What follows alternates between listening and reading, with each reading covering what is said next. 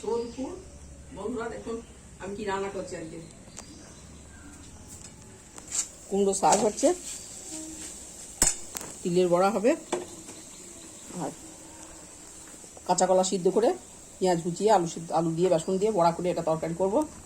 আমরা চাটনি হয়েছে, মাছের ঝোল হবে, আর পেঁয়াজ কাটা আছে, মুসুরি ডাল হবে, ভাত হয়ে গেল।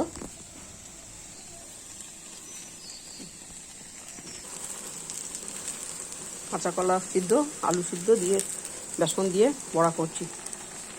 ভাত হয়ে গেছে, ভাত নামাবো এবার, বড়া করে আলু দিয়ে তরকারি করব। তিলের বড়াগুলো হয়ে গিয়েছে, এগুলো কাঁচা কলা বেসন আলু সিদ্ধ করে বড়া করেছি, তরকারি করব। তরকারি চাপাবো, এবার পেঁয়াজগুলো ভেজে নিচ্ছি।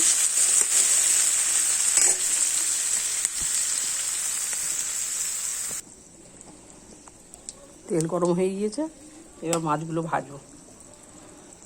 তরকারিটা ছাপিয়ে দিয়ে হয়ে গিয়েছে, বড়াগুলো দিয়ে দেবো, দিয়ে এবার তরকারিটা হয়ে যাবে। পেঁয়াজ দিয়ে মুসুরির ডাল হলো,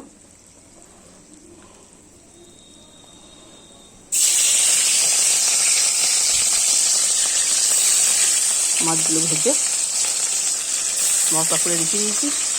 আবার জিরে বাটা, একটু পেঁয়াজ দিয়ে পাতলা করে ঝোল করবো, গামাশা ঝোল।